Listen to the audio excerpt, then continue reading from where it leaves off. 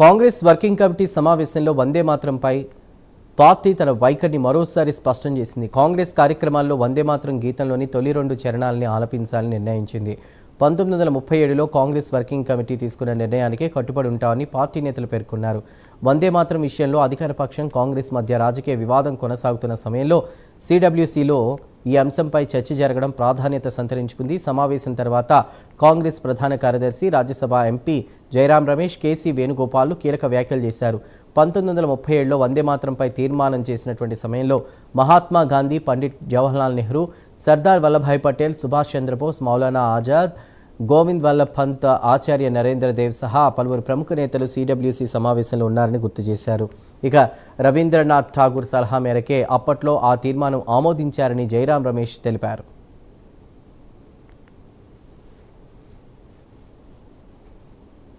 पारित किया गया था।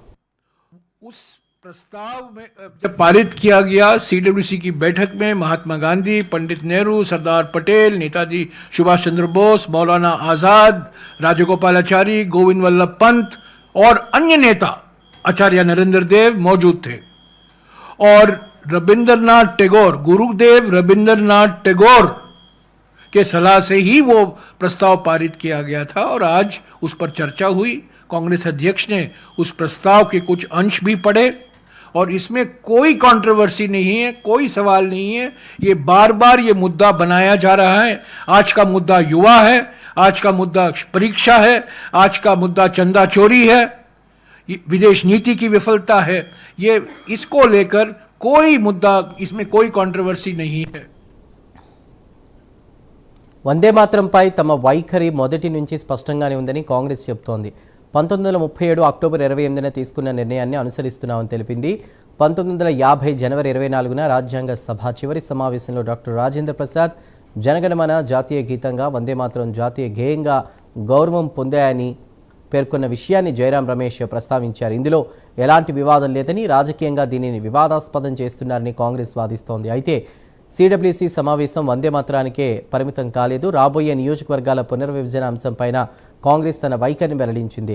లోక్సభ స్థానాల సంఖ్యను పెంచాల్సిన అవసరం లేదని, ప్రస్తుతం ఉన్న 543 స్థానాల సంఖ్యను కొనసాగించాలని పార్టీ అభిప్రాయపడింది. ఇక పేపర్ లీకులు, విద్యార్థులు, యువత ఎదుర్కొంటున్న సమస్యలపై సిడబ్ల్యూసీ చర్చించింది. నీట్తో పాటు ఇతర పరీక్షల్లో అవకతవకలు జరిగాయంటూ జరుగుతున్న ఆందోళనల విషయంలో ప్రభుత్వ వైఖరిని కాంగ్రెస్ తప్పుపట్టింది. ఈ అంశాన్ని పార్లమెంట్లో లేవనెత్తడంతో పాటు దేశవ్యాప్తంగా 800కు పైగా నగరాల్లో చాత్రోంకి గూంజ్ పేరుతో ప్రచార కార్యక్రమాన్ని చేపట్టాలని నిర్ణయించినట్లు తెలిపింది.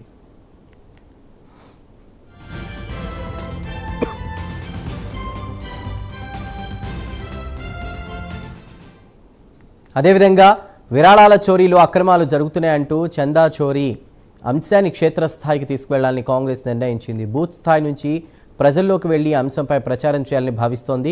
అరుణాచల్ ప్రదేశ్లో చైనా కార్యకలాపాలపై కూడా సిడబ్ల్యూసీ ఆందోళన వ్యక్తం చేసింది. వాటిని జాతీయ భద్రతకు సంబంధించిన తీవ్రమైన అంశంగా కాంగ్రెస్ పేర్కొంది. విద్యా విధానంలో మార్పులపైన సమావేశంలో చర్చ జరిగింది. కాంగ్రెస్ పాలిత రాష్ట్రాల్లో విద్యా వ్యవస్థ మెరుగుదలకు నిర్దిష్ట కార్యాచరణ రూపొందించాలని ఆయా రాష్ట్రాల ముఖ్యమంత్రులకు సూచించినట్లు పార్టీ తెలిపింది. మరోవైపు హల్ద్వానీ ఘటనపై కాంగ్రెస్ తీవ్రంగా స్పందించింది. కాంగ్రెస్ అధ్యక్షుడు మల్లికార్జున ఖర్గే సభానంతరం చోటు చేసుకున్న పరిణామాలను పార్టీ తప్పుపట్టింది. ఖర్గే పట్ల వ్యవహరించిన తీరుపై ప్రధానమంత్రి నరేంద్ర మోదీ క్షమాపణ చెప్పాలని కాంగ్రెస్ డిమాండ్ చేసింది. మొత్తంగా వందే మాతరం నుంచి డీలిమిటేషన్ వరకు, యువత సమస్యల నుంచి జాతీయ భద్రత వరకు పలు కీలక అంశాలపై తన రాజకీయ కార్యాచరణకు సిడబ్ల్యూసీ సమావేశం ద్వారా కాంగ్రెస్ దిశానిర్దేశం చేసింది. Kharge ji is not a caste leader. Kharge ji is the president of the Indian National Congress. He is the leader of the masses of this country. But it reflects your mindset. This is a clear-cut upper caste mindset of RSS is dominating in that. Discriminative mindset is dominating through this. Therefore, CWC totally condemned this, and we are seeking a direct apology from the Prime Minister of India on this act, because he only showed the path. He insulted, Honorable Prime Minister also insulted Kharge ji several times.